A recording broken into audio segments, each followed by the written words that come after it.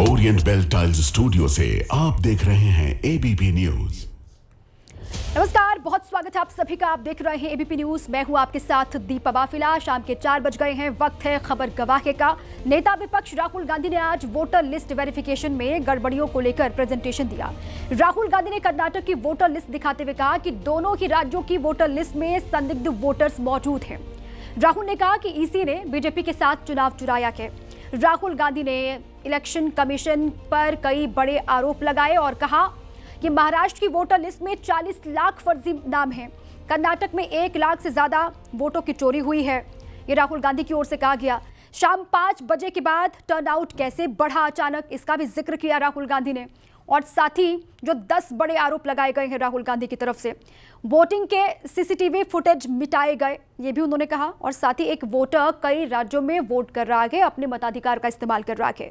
एक ही नाम पते वाला वोटर 4 बूथ पर वोट डाल रहा है, इसके भी सबूत देने की कोशिश की उन्होंने। और साथ ही उन्होंने कहा कि 40,000 वोटर्स की मकान संख्या शून्य है। हरियाणा में हार के लिए वोटर लिस्ट को जिम्मेदार बताया कि चुनाव आयोग इलेक्ट्रॉनिक डेटा क्यों नहीं देता, इसका भी जिक्र किया राहुल गांधी ने। और साथ ही इलेक्शन कमीशन ने बीजेपी के साथ चुनाव की चोरी की है, वोटिंग की चोरी की है, यह भी आरोप लगाया राहुल गांधी ने। कांग्रेस नेता राहुल गांधी के आरोपों पर बीजेपी की ओर से बीजेपी के सांसद संबित पात्रा ने पलटवार किया और कहा कि जिन राज्यों में कांग्रेस जीती वहां की वोटर लिस्ट राहुल गांधी ने क्यों नहीं दिखाई। देखिए, राहुल गांधी जी जो आज प्रेस कॉन्फ्रेंस कर रहे हैं, जिस प्रकार से कुछ वोटर लिस्ट इत्यादि लेकर आए हैं, ये कोई पहली बार राहुल गांधी संवैधानिक संस्था पर हमला कर रहे हों, ऐसा नहीं है। मगर प्रश्न उठता है कि जिन राज्यों में इनकी जीत होती है, तेलंगाना में जीत हुई, कर्नाटक में जीत हुई, हिमाचल प्रदेश में जीत हुई, झारखंड में इनके अलायंस की जीत हुई, क्या एक बार भी आपने देखा है कि राहुल गांधी वहाँ के वोटर लिस्ट को पकड़ कर आकर आपके सामने प्रस्तुत कर रहे हैं? एक बार भी उन्होंने उन वोटर लिस्ट को पकड़ कर आकर प्रेस कॉन्फ्रेंस नहीं किया है जिन राज्यों में उनकी जीत हुई थी पहले या अभी हाल फिलहाल में उनकी जीत हुई है। तो स्वाभाविक रूप से ये एक तरह से नाच न जाने आंगन टेढ़ा। मैं तो आज राहुल जी से पूछना चाहूँगा, आप इतने प्रिपरेशन के साथ आए थे तो अपने ही अलायंस के बड़े नेता तेजस्वी यादव जी के भी तो 2 वोटर आईडी कार्ड थे, वो भी दोनों वोटर आईडी कार्ड लेकर आते कि दोनों वोटर आईडी कार्ड थे, देखो जी एक कट गया है कि एक बचा हुआ है। उस पर तो कोई कमेंट नहीं किया है। स्वाभाविक रूप से राहुल गांधी जी कहीं न कहीं आज जो प्रेस कॉन्फ्रेंस कर रहे हैं वो एक तरह से बिहार के चुनाव से पहले एंटीसिपेटरी बेल है कांग्रेस पार्टी का कि देखो चुनाव के नतीजे आए उससे पहले किसके ऊपर ठीकरा फोड़ना है, वह ठीकरा वो फोड़ रहे हैं। मैं आज राहुल गांधी जी से पूछना चाहता हूं, तेजस्वी यादव जी से पूछना चाहता हूं, क्या कारण है कि जब से SIR की लिस्ट आई है 1 अगस्त से अभी तक एक भी कंप्लेंट आपके BLA ने नहीं किया है? प्रेस कॉन्फ्रेंस करके इलेक्शन लड़ना है या जो संवैधानिक प्रक्रिया है जिसमें कि BLO के पास जाना होता है? केवल ये प्रोफेसर के पाती या हार्वर्ड के तरह आके यहाँ पर ऐसे ऐसे करके दिखाने से ये राजनीति नहीं है। हार्ड वर्क करिए, ये हार्वर्ड की तरह प्रेस कॉन्फ्रेंस करने से कुछ नहीं होगा। पर वो कह रहे थे कि तो SIR के मुद्दे पर पहले राहुल गांधी का वार, उसके बाद बीजेपी का पलटवार। अब आगे बढ़ते हैं और शुरुआत खबर गवाहे की करते हैं। उत्तराखंड के धराली से शुरुआत कर रहे हैं। धराली में बादल फटने के बाद रेस्क्यू ऑपरेशन लगातार जारी है। सेना, NDRF, पुलिस और स्थानीय प्रशासन की कई टीमें ग्राउंड जीरो पर वहां मौजूद हैं और मलबे में जो लापता लोग हैं उनकी तलाश की जा रही है। JCB और बड़ी मशीनों से मलबा वहां पर युद्ध स्तर पर हटाया जा रहा है। वहां से जो तस्वीरें आ रही हैं वो भी हम आपको दिखा रहे हैं। इस बीच करीब 300 लोगों का अब तक रेस्क्यू किया जा चुका है, ये जानकारी सामने आ रही है। दरअसल उत्तरकाशी जिले के धराली में मंगलवार 5 अगस्त को बादल फट गया था, आप जानते हैं, और गंगोत्री के पहाड़ों से बहने वाली खीर गंगा नदी में अचानक से बाढ़ आ गई। तेज रफ्तार पानी के साथ आए मलबे ने महज 34 सेकंड में ही धराली गांव को जमींदोज कर दिया था और उसके बाद से लगातार यहां पर रेस्क्यू ऑपरेशन चल रहा है। लापता लोगों की तलाश की जा रही है मलबे के नीचे और NDRF, SDRF, सेना, ITBP के जवान सब यहां पर मौजूद हैं। और जो अभी तक का डेटा सामने आया है, तकरीबन 300 लोगों को अभी तक रेस्क्यू किया जा चुका है, ये जानकारी है। उत्तरकाशी के भटवाड़ी में क्षतिग्रस्त सड़क को ठीक कर लिया गया। यहां लैंडस्लाइड के चलते सड़क का बड़ा हिस्सा धंस गया था, जिसे ठीक करने में बीआरओ और पीडब्ल्यूडी की टीमें लगातार जुटी हुई थी। 24 घंटे की कड़ी मशक्कत के बाद यहां वैकल्पिक मार्ग तैयार किया गया है, जिसके बाद यहां से एनडीआरएफ और एसडीआरएफ की गाड़ियां धराली की ओर बढ़ गई है। इस मार्ग से अब टीमें गंगनानी रवाना हो गई हैं, जहां सेना ब्रिज बनाने का काम शुरू करेगी। तो भटवाड़ी का जो रास्ता लैंडस्लाइड होने के बाद पूरा ब्लॉक हो गया था, बंद हो गया था। जो इधर थे वो एक साइड फंसे हुए थे, जो लोग मैदान से गए थे, देहरादून से गए थे, उनको भटवाड़ी से आगे निकलना था धराली की ओर, लेकिन इस रास्ते के ब्लॉक होने की वजह से गाड़ियां गुजर नहीं पा रही थी। लेकिन अब रास्ता खुल गया है, गाड़ियां यहाँ से कैसे गुजर रही हैं, ये उसी की तस्वीरें आपको हम दिखा रहे हैं। लगातार बीआरओ और पीडब्ल्यूडी की टीमें यहाँ पर जुटी रही, मलबे को साफ किया गया, क्योंकि लगातार बारिश भी रुक रुक कर हो रही थी, जिस वजह से दिक्कतों का सामना टीमों को करना पड़ रहा था। लेकिन अभी जानकारी ये है कि रास्ता खुल चुका है भटवाड़ी के पास और यहाँ से गाड़ियाँ अब संचालित हो रही हैं, गाड़ियाँ चल रही हैं। एबीपी न्यूज संवाददाता बलराम पांडे की एक रिपोर्ट यहीं से आपको हम दिखाते हैं। इस वक्त एबीपी न्यूज की टीम उसी गंगनानी ब्रिज पर पहुंची है, जो पूरी तरह से वॉश आउट हो गया है। और आप देख सकते हैं कि एसडीआरएफ की टीम यहां पर पहुंची, बीआरओ के लोग हैं वो भी यहां पर पहुंचे हुए हैं कि किस तरीके से इस पुल को तैयार किया जाएगा, क्योंकि जब तक ये पुल तैयार नहीं होता है तब तक धराली जाना पूरी तरह से असंभव है, क्योंकि यही एक मार्ग है जिसके जरिए हम धराली तक पहुंच सकते हैं। लेकिन जो संपर्क मार्ग है वो पूरी तरह से टूट गया है, क्योंकि ये जो ब्रिज है ये पूरी तरीके से वॉश आउट हो गया है। जो एसडीआरएफ की टीम है, जो बीआरओ की टीम है, जो स्थानीय प्रशासन है, वो पहुंचा है ताकि इस पुल को जल्द से जल्द तैयार किया जाए। और अब जो पुल को बनाने का काम है वो शुरू होगा और माना जा रहा है कि 24 से 48 घंटे का वक्त लग सकता है। लेकिन जिस तरीके से ये जो पुल है जो वॉश आउट हुआ है वो अपने आप में देखने लायक है कि किस तरीके से एक उसका कहा जाए यहाँ पर कण भी नहीं बचा है। पूरी तरीके से आप देखिए जो पुल है वो पानी में बह गया है और जो गहरान है, गहराई जो है वो काफ़ी ज़्यादा है। और आप देखिए जो पानी का बहाव है वो आपको कितनी तेज नज़र आ रहा होगा। दो छोर आपको नज़र आ रहे होंगे, लेकिन इस छोर पर जो पुल था वो पूरी तरीके से वॉश आउट हो गया है। और यही वजह है कि उस पार जाने के लिए कोई रास्ता नहीं है। जो एसडीआरएफ की टीम है, एनडीआरएफ की टीम है, जो सेना की टीम है, जो बीआरओ की टीम है, वो जुटी हुई है। और माना जा रहा है कि 24 से 48 घंटे के अंदर इस पुल को तैयार कर लिया जाएगा। और उसके बाद जो सड़क मार्ग टूट चुका है धराली के लिए वो फिर से जुड़ जाएगा। गंगनानी से वीडियो जर्नलिस्ट सुनील पांडे के साथ बलराम पांडे, एबीपी न्यूज। उत्तरकाशी के धराली में एनडीआरएफ, एसडीआरएफ, आईटीबीपी और सेना लगातार रेस्क्यू में जुटी हैं। लोगों को मातली हेलीपैड पर लाया जा रहा है, जहां से उन्हें उनके गंतव्य तक पहुंचाया जा रहा है। वहीं मातली हेलीपैड पर कुछ महिलाएं अपने परिवार का, अपने परिजनों का इंतजार कर रहे हैं। एबीपी न्यूज संवाददाता दानिश खान की एक ग्राउंड रिपोर्ट यहीं से आपको दिखाते हैं। उत्तरकाशी में आपदा का आज तीसरा दिन है और कई ऐसे परिवार हैं जो लगातार अपनों का इंतजार कर रहे हैं। हम इस वक्त मौजूद हैं हेलीपैड पर, जहां पर तमाम ऐसे लोगों को लाया जा रहा है जो थराली गांव में या फिर अन्य जगहों पर फंसे हुए थे। हमारे साथ एक महिला हैं, उनके हस्बैंड वहाँ थे और लापता हैं। क्या नाम है आपका? वो लापता नहीं है, वो उन्होंने बात करी है मेरे से, जब आपदा वो क्या बोलते हैं आपदा के बाद जब बच गए थे तब बात करी है। उसके बाद से उन्होंने मेरे से फ़ोन पे बात नहीं करी। मेरे पापा हैं और भैया हैं। हाँ जी। उनसे बात हो पाई है आपकी अभी तक? अभी तक कोई बात नहीं। जब से आपदा आई तब से उसके बाद से बात नहीं। का वेट करो, जैसे जैसे लोग आ रहे हैं वैसे वैसे बताते हैं। मामा है और भाई है। लोग लापता हैं और क्या है? जब बाढ़ आई थी उसके बाद से ही वो लापता है। एक बार कांटेक्ट हुआ था, उसके बाद कांटेक्ट नहीं हुआ। वो मेरे भतीजे के पति हैं, विमलेश चौहान है। कब से बात नहीं हो पाई इन लोगों से? जब बाढ़ आई थी उसी टाइम पे हुई, 2 सेकंड बात हुई, उसके बाद नहीं हुई बात। तो कई महिलाएं हैं जो अपनों के इंतज़ार में हैं, इस वक्त यहाँ आईटीबीपी के कैंप में मौजूद हैं और लगातार ये लोग प्रार्थना कर रहे हैं ऊपर वाले से कि किसी तरह से जो हेलीकॉप्टर उतरता है उसमें कोई इनका अपना हो। तो उम्मीद है कि जो लोग यहाँ, जो परिवार यहाँ पर आ रहे हैं, अपनी बात रख रहे हैं, लेकिन उनके परिजनों से उनकी बात नहीं हो पा रही है, तो शायद उनके परिजन इनको मिल जाएं। Danish Khan, ABP news, Uttarkashi. धराली में जो आपदा आई उसके बाद चारों ओर सिर्फ मलबा की मलबा दिखाई दे रहा है। जेसीबी की मदद से मलबे को यहां लगातार हटाया भी जा रहा है। वहीं जिन लोगों के घरों में मलबा दाखिल हुआ वहां तबाही का आलम है। घरों के अंदर रखा सारा सामान तहस नहस हो गया। एनडीआरएफ, एसडीआरएफ, आईटीबीपी और सेना के जवान फंसे लोगों को सुरक्षित निकाल रहे हैं। प्रभावित लोगों को सेना के कैंप में ठहराया जा रहा है, जहां उनके खाने पीने की व्यवस्था की जा रही है। और सरकार की ओर से भी कहा गया है कि पूरे इंतजाम किए गए हैं। जिन लोगों को रेस्क्यू करके सुरक्षित बचाया जा रहा है उनके खाने पीने की भी, और सकुशल उनको उनके परिजनों तक पहुंचाना ये सरकार की जिम्मेदारी है। ये देखिए आप किस तरीके से पूरा मलबा की मलबा दिखाई दे रहा है।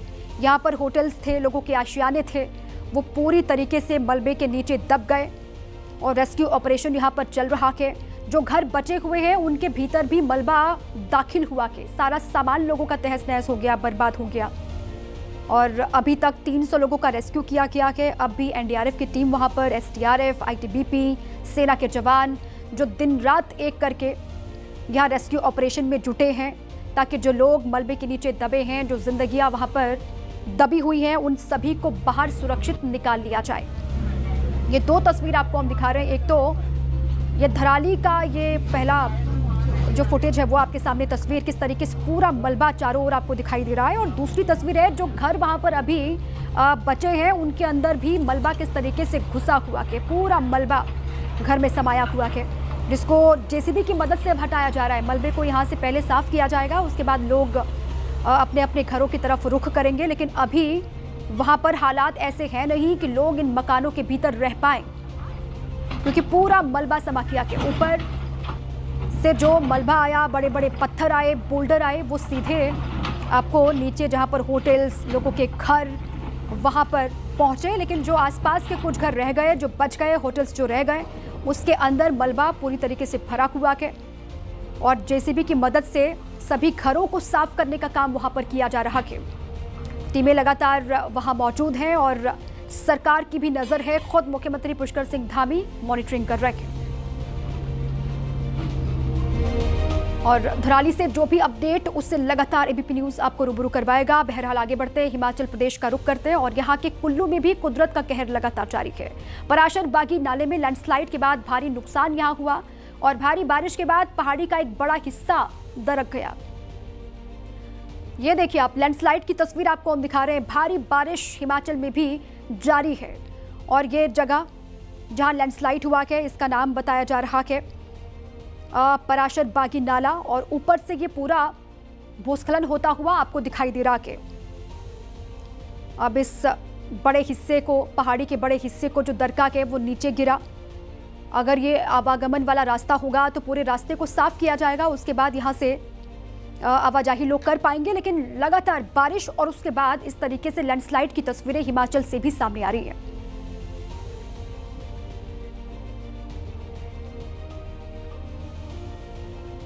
कर्नाटक के मंडिया जिले में आपसी विवाद में एक युवक की चाकू मारकर हत्या कर दी गई। हत्या की वारदात का सीसीटीवी फुटेज सामने आया है। इसमें दिख रहा है कि नशे में धुत 3 लोग योगेश नाम के युवक पर हमला कर रहे हैं और हमले के दौरान तीनों आरोपियों ने चाकू निकाल लिया और उस पर ताबड़तोड़ वार किए।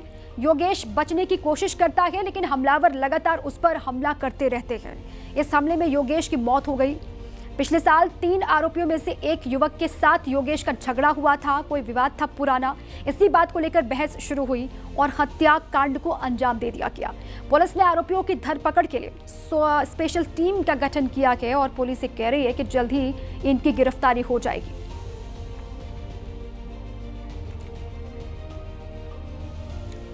यूपी के बुलंदशहर में 2 पक्षों में आपसी विवाद को लेकर जमकर मारपीट हो गई और इसका वीडियो भी सोशल मीडिया पर वायरल हो रहा है। इसमें 2 पक्ष लाठी डंडों और ईंट पत्थरों से एक दूसरे पर हमला करते हुए दिखाई दे रहे हैं। ये एक दूसरे पर किस तरीके से वार किया जा रहा है, महिलाएं और पुरुष दोनों ही इस मारपीट में शामिल हैं। हैरानी की बात तो यह है कि मौके पर जब पुलिस पहुंची तो उसके सामने भी ये लोग रुके नहीं और एक दूसरे को मारते रहे, मारपीट करते रहे। मारपीट की इस घटना में कई लोग दोनों ही पक्षों के घायल बताए जा रहे हैं। यूपी के बुलंदशहर का ये मामला है, आपसी विवाद। हालांकि पुलिस, देखिए आप, पुलिस वहीं पर मौजूद है, समझाने की कोशिश भी कर रही है और पुलिस का एक जवान तो खुद ही वीडियो शूट करता हुआ दिखाई दे रहा है, वीडियो बनाता हुआ। रोकने की कोशिश की जा रही है लेकिन लोग गुस्से से आग बबूला दोनों ही पक्षों के और एक दूसरे पर लगातार वो मारपीट कर रहे हैं।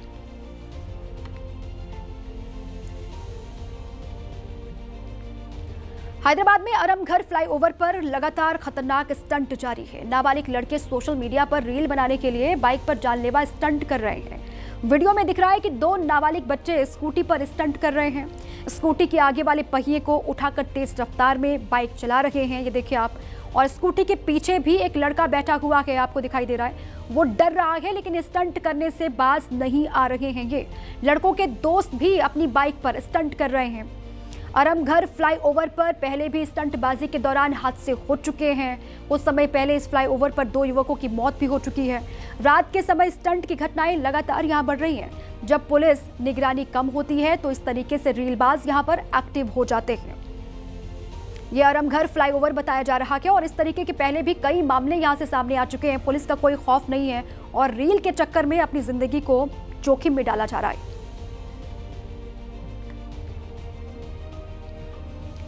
यूपी के मुरादाबाद में एक लकड़ी की फैक्ट्री में भीषण आग लग गई। आग से पूरे इलाके में हड़कंप मच गया और आग इतनी तेजी के साथ वहां पर फैली कि चारों ओर से धुआं ही धुआं दिख रहा था।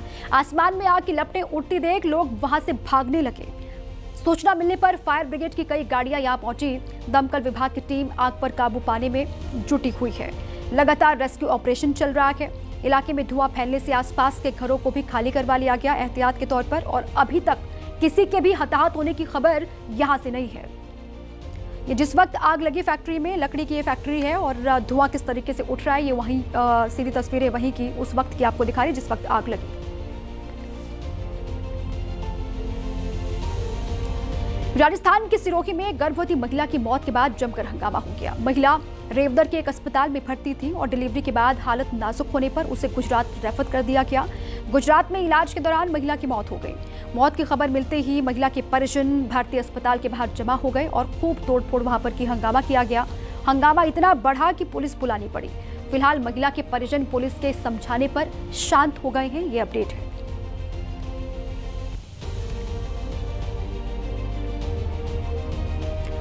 जम्मू कश्मीर के उधमपुर में सीआरपीएफ जवानों को लेकर जा रही गाड़ी हादसे का शिकार हो गई। इस हादसे में सीआरपीएफ के 3 जवानों की जान चली गई, वहीं करीब 15 जवान घायल बताए जा रहे हैं। हादसे के बाद मौके पर रेस्क्यू ऑपरेशन जारी है। घायलों को अस्पताल में भर्ती करवाया गया है जहां उनका इलाज चल रहा है। हादसा उधमपुर जिले के बसंतगढ़ में हुआ है। खबर उत्तराखंड से है। उत्तराखंड के धराली में आई आपदा के बाद अब सियासत भी शुरू हो गई है। उत्तराखंड कांग्रेस के अध्यक्ष करण महरा और प्रतापनगर सीट से कांग्रेस के विधायक विक्रम नेगी गंगनानी पहुंचे, जहां उन्होंने कहा कि उत्तराखंड एक पहाड़ी राज्य है जहां आपदा आती रहती है, लेकिन इससे निपटने के लिए सरकार को पहले से तैयारी करके रखनी चाहिए थी। क्या वजह है कि जो पहाड़ी क्षेत्र हैं वहां पर जो आपदा है, जो प्राकृतिक आपदा है, वो अब बढ़नी शुरू हो गई है। पहले अदा कदा एक आधी घटनाएं सुनने को मिलती थी, लेकिन अब आए दिन सुनने को मिलता है कि कहीं लैंडस्लाइड हो गया, कहीं पर बादल फट गया, कहीं पर नदी में पानी का उफान इतना आ गया कि कई गांव बह गए। तमाम ऐसी घटनाएं देखने को मिलती हैं। इसके पीछे वजह क्या है? देखिए, इसके पीछे बहुत सारी वजह हैं। जैसा कि हम कहते हैं कि जो चाहे हिमाचल है चाहे उत्तराखंड, एक सी टोपोग्राफी है। यहाँ जो भी बसासत है, जो डेवलपमेंट है, उसके लिए जो भूगर्भीय वैज्ञानिक है उनकी और एक साइंटिस्ट और इंजीनियर्स की एक कमेटी होनी चाहिए, टीम बननी चाहिए, जो डिसाइड करेगी कितनी वेट बेयरिंग कैपेसिटी है, कितनी हलचल होनी चाहिए, कितना कंपन होना चाहिए। उस हिसाब से गाड़ियों की जो भार है इत्यादि उसका एक मापन होना चाहिए। बसासत के लिए नियम बनने चाहिए, तो वो अभी नहीं है। दूसरा, ये सीमांत क्षेत्र है आप जहाँ खड़े हैं और चाइना का हमारे से बॉर्डर लगता है। लेकिन आपने देखा होगा जब आप यहाँ तक पहुँचे हैं गंगनानी तक, तो 2 वैली ब्रिज आपको मिले हैं। एक में कैप्टन शहीद हुए थे, उनका एक स्टैचू भी वहाँ है, और दूसरा जो दूसरे वैकल्पिक गंगा जो है उसमें वैली ब्रिज 2013 में कांग्रेस की सरकार ने आपदा के बाद बनाए थे, वो अभी भी वैली ब्रिज है। जबकि वैली ब्रिज जो है वो टेम्प्रेरी एक व्यवस्था है, लेकिन सरकार इन 12 सालों में वहाँ पक्के ब्रिज नहीं बना पाई है। तो इससे समझना चाहिए कि हम कितने गंभीर अपने क्षेत्र के लिए हैं। आप तो जनप्रतिनिधि हैं, आपको नहीं लगता है कि हम विकास के नाम पर जो प्रकृति है उससे खिलवाड़ कर रहे हैं और यही वजह है कि आपदा को दावत दे रहे हैं? एक कारण ये भी हो सकता है, लेकिन उत्तराखंड का जो पर्वतीय क्षेत्र है, इसमें अब आपदा, बाढ़ आना, बादल फटना, ग्लेशियर टूटना, मौसम परिवर्तन, जो क्लाइमेटिक कंडीशन है उसमें जो परिवर्तन हो रहे हैं, ये सब चीज़ें इसके लिए इनकी वजह से ये सब हो रहा है। लेकिन जो अभी की घटना है, आज 100 घंटे के लगभग आपदा के घटना को हो गया। इस क्षेत्र में फ़ोन के नेटवर्किंग, दूर संचार व्यवस्था और बिजली की व्यवस्था अभी नहीं हुई। अभी तक ये तय नहीं हो पाया कि कितने लोग आपदा में मरे हैं, कितने लोग घायल हैं और कितनों की क्या स्थिति और कहाँ कौन फंसा हुआ है। ये सरकार को चाहिए था कि इसको स्पष्ट करती। और वैली ब्रिज हो, बड़ी हैवी मशीनें हो, ये हमें बरसात का इंतजार नहीं करना चाहिए। बिहार की राजधानी पटना से खबर है। पटना में भारी बारिश के बाद जलभराव हो गया। हालात ये हैं कि शहरी क्षेत्र का निचला इलाका पूरी तरीके से पानी में जलमग्न है। सड़कों पर करीब 2 फीट तक पानी भरा हुआ है और उसी में किसी तरह लोग अपने आने जाने का इंतजाम कर रहे हैं। ये नज़ारा पटना सिटी के मॉल, सलामी और चौक इलाके का है। भारी बारिश के बाद इंतजाम के तमाम दावों की पोल खुलकर सामने आ गई। ये देखिए आप, ये पटना का इलाका पूरी तरीके से पानी से किस तरीके से लबालब भरा हुआ है। तमाम दावे किए गए मॉनसून के आगमन से पहले, लेकिन मॉनसूनी बारिश में पूरा जलमग्न होता हुआ इलाका आपको दिखाई दे रहा है। लोग इसी पानी से होकर इस तरीके से जा रहे हैं। पटना सिटी के माल, सलामी और चौक इलाके का ये नज़ारा आपके सामने है, जहां पर पानी भरा हुआ है और इस तरीके से लोग गुजर बसर कर रहे हैं। ये निचला इलाका है और भारी बारिश जो हो रही है बिहार के अलग अलग हिस्सों में, उसके बाद जल भराव की दिक्कत। दरअसल हेमतपुर गांव में पहुंच रही हूं, लेकिन सबसे बड़ी दिक्कत यह है कि जो सड़क बन चुकी है, जो सीमेंटेड सड़क है, वहां पर बहुत ज़्यादा दिक्कत नहीं है, लेकिन जो मिट्टी की सकरे जो गलियां बनी हुई हैं, जो गांव तक जाने के सकरे रास्ते हैं, उसमें मिट्टी में गाद कहाँ है, कहाँ पर पाँव फिसलने का डर है, ये एक बड़ा खतरा गांव वालों के लिए बना रहता है।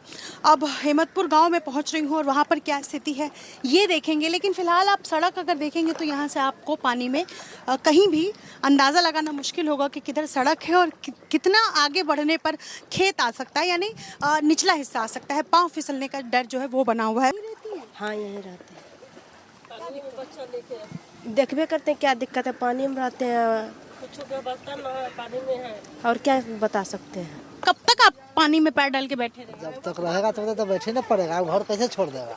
कितने दिनों से पानी है इतना, ये बताइए। 3 दिन से हो गया। 3 दिन पूरा पानी है ना, ये आने जाने का कोई व्यवस्था नहीं है, नहीं खाने पीने का कोई व्यवस्था है। 2-3 दिन तो अपना खाली समझिए कि आटा सान के आदमी खा रहा है। ये आलू है, ये सोयाबीन है और ये तेल है और इसमें कुछ मसाले हैं। ये तो चलेगा नहीं सर, 1-2 दिन चलेगा। हाँ, ये इतना कुछ ना सर, 10 परिवार में 1-2 दिन चलेगा। देखिए चलेगा, ये है ना, देखो कई दिनों से लगातार हो रही बारिश के बाद नदियां उफान पर हैं। गंगा नदी का जलस्तर तेजी के साथ बढ़ रहा है और बाढ़ के पानी से 80 घाट का पूरा इलाका बदहाल हो गया। वाराणसी की हम बात कर रहे हैं। मंदिर और होटल के साथ घाट भी यहाँ जलमग्न हो गए हैं। ये तस्वीर आपके सामने वाराणसी की है। गंगा में उफान है, जिसके बाद इस तरीके से पानी भरा हुआ है। बाढ़ के पानी से 80 घाट पूरा डूब गया, बदहाल है और जो मंदिर हैं, होटल के साथ साथ जो तमाम घाट बने हुए आपको नजर आ रहे हैं, वो भी पानी से डूबे हुए हैं। नीतीश पांडे की एक रिपोर्ट यहीं से आपको हम दिखाते हैं। काशी में बाढ़ की भयावहता का दृश्य आपके सामने है। आप देखिए यहाँ पर जिस तरह से गंगा का उफान आपको दिखाई दे रहा है, वो कहीं ना कहीं हर किसी को डरा रहा है। आपको बता दें कि घाट किनारे की सीढ़ियाँ हो, मंदिर हो या फिर जो रोशनी करने वाले लैंप लगे हुए हैं, सब कुछ जल में लीन हो चुके हैं। तो पेड़ के नीचे का जो मंदिर का हिस्सा है वो पूरी तरह से जल में विलीन हो चुका है और गंगा हर तरफ अपने पूरे क्रोधित रूप में आपको दिखाई देंगी। हर ओर आपको जल ही जल दिखाई देगा। जो लोग किनारे पर रहते हैं वो मौजूद हैं। नाम जानेंगे आपका? हमारा नाम सनोज कुमार है। सनोज जी, परेशानियां कितनी, क्या स्थिति है? स्थिति तो बहुत खराब है अभी घाट का। अब हम लोग का आगे का रास्ता पूरा ब्लॉक हो गया है, घाटों का सीढ़ी सब डूब गया है, हम लोग का पीछे से आना जाना हो रहा है और बगल के लोगों का तो और स्थिति भरा हुआ है कि दुकान उकान में सारे में पानी घुसा हुआ है। गंगा उफान पर है, जिसकी जद में मणिकर्णिका घाट भी है। मंदिर तक बाढ़ का पानी पहुंच गया है और शवदाह की प्रक्रिया छतों पर इस वक्त की जा रही है। ये मणिकर्णिका घाट की तस्वीर आपको हम दिखा रहे हैं। गंगा में उफान और इसके बाद ये पूरा घाट पानी में डूबा हुआ पानी की जद में है। मंदिर तक बाढ़ का जो पानी है वो पहुंच गया और शवदाह की जो प्रक्रिया यहाँ पर चलती है वो अभी छतों पर की जा रही है। ये कहा जा रहा है मणिकर्णिका घाट जहाँ पर शव दाह किए जाते हैं, अंतिम संस्कार होता है, लेकिन अब जगह बची नहीं है। नीचे पानी से पूरा घाट इस तरीके से डूबा हुआ है कि जगह बची नहीं और छतों पर शवदाह की प्रक्रिया यहां पर निभाई जा रही है। एनडीए पार्लियामेंट्री पार्टी का फ्लोर लीडर्स का बैठक में प्रस्तावना पास किया है कि आने वाले उपराष्ट्रपति का चुनाव के लिए प्रोसेस को आगे बढ़ाने के लिए और कैंडिडेट का नाम तय करने के लिए पूरा अधिकार देश के आदरणीय प्रधानमंत्री मोदी जी और साथ में राज्यसभा में सदन के नेता जेपी नड्डा जी को सौंपा है। आदरणीय प्रधानमंत्री जी के नेतृत्व में जो भी निर्णय होगा वो सब सर्वसम्मति से एनडीए पार्टी समर्थन करेंगे। ये प्रस्तावना आज पारित किया है। ये मैं सूचना आपको देना था। नाम पर भी चर्चा हुई है? वो ऑथराइज किया है। अब जैसे निर्णय करेगा फिर उसके बाद 9 तारीख को चुनाव होगा तो हम लोग सब फैसला करना नहीं, फैसला आज तो अधिकृत रूप से वही कब तक कर लेंगे? क्या बीजेपी का होगा या क्या? वो तो हम तो तय नहीं कर सकते। मैं तो आपको सूचना देने के लिए आया हूँ। नाम को लेकर के चर्चा नहीं, चुनाव का पूरा प्रक्रिया के लिए और हमारा उम्मीदवार कौन होगा, सारा जो निर्णय आदरणीय प्रधानमंत्री जी और साथ में सदन के नेता राज्यसभा में नड्डा जी को अधिकृत किया है, ऑथोराइज किया है कि जैसे वो निर्णय करेंगे पूरा एनडीए सर्वसम्मति से उसको सहमति देंगे और पालन करेंगे। Sir, one quick question, because opposition is speaking about SIR debate and you have categorically said no to such a debate. Rahul Gandhi, has also spoken at record and said that we have proof that there was some bungling in the voters list and they are giving proof from one constituency of Bengaluru. So what do you have to say on that? Because every opposition political party is gaining strength from that perspective. So how will you counter that? First of all, special intensive review of the electoral roll had happened numerous times. You know the dates, time, year. It has been carried out throughout since independence.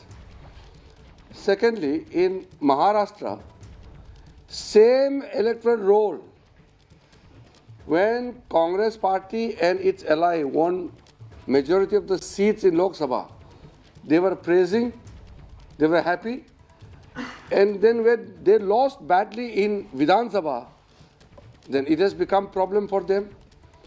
In a similar way, whether it's Karnataka or anywhere, the claims made by Sri Rahul Gandhi and his team are completely bogus.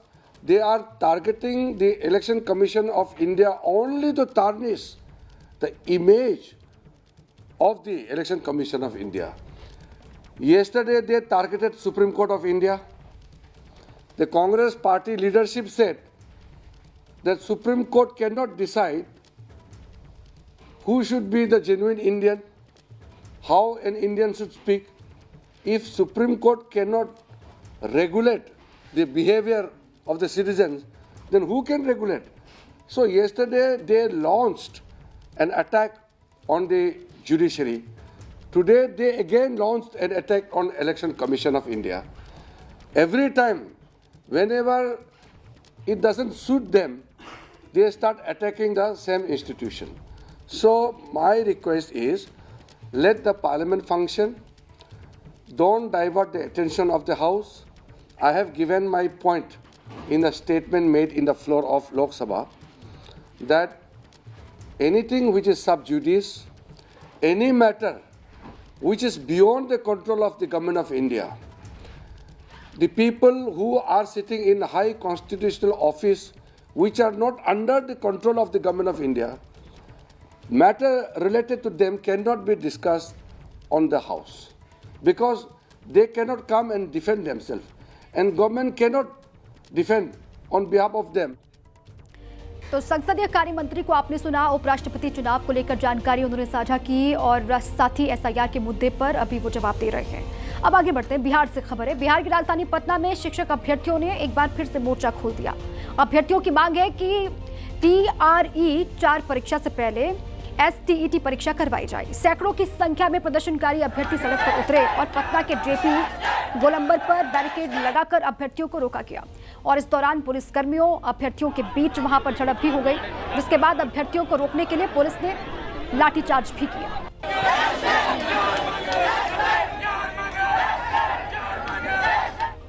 चुनावी साल में नीतीश सरकार ने TRE 4 और 5 में domicile नीति लागू कर जो घोषणा की, उसके बाद शिक्षक वर्ग जहां खुश नजर आया, वहीं कुछ ऐसे भी शिक्षक अभ्यर्थी हैं जो अब नाराज हैं और सड़क पर प्रदर्शन कर रहे हैं। देखिए, भारी संख्या में राजधानी पटना में ये जो शिक्षक अभ्यर्थी हैं ये उतरे हैं और नीतीश सरकार के खिलाफ जो प्रदर्शन है वो कर रहे हैं।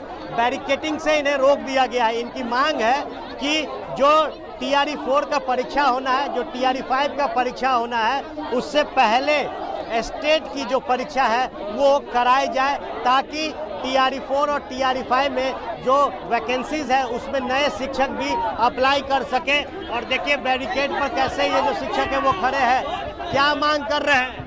हम लोग का स्टेट दे दे हम लोग को TRE 4 से पहले। हम लोग बहुत ही परिस्थिति में मतलब PG किए हैं, BEd किए हैं। हम लोग का स्टेट होना चाहिए किसी भी तरह। अभी तक 2024 का एक भी STET नहीं हुआ। कम से कम सरकार TRE 4 से पहले एक STET तो ले ले। जो महिला अभ्यर्थी हैं वो यहाँ बैठी हुई हैं। देखिए, बिहार मांगे स्टेट। सर, सरकार ने हमको 1.5 साल से दौड़ा के रखा है, कोई भी टाइम पे आपका कुछ निकाल नहीं रहा है। ऊपर से आप लोग प्रोटोकॉल रूल सब आप लगा है और आप लोग कह रहे हैं कि आप लोग को अब अगले साल, हम लोग अगले साल के नहीं वेट कर सकते। सरकार को आज ही देना होगा, नहीं तो हम लोग नहीं आज से हटने वाले हैं। जब 25 में चुनाव लड़ रहे हैं तो हम लोग की परीक्षा 25 में क्यों नहीं? हम लोग 26 का वेट नहीं करेंगे। 1.5 साल से बेवकूफ बनाया जा रहा है। आपके छुपा दिया गया क्या है सर?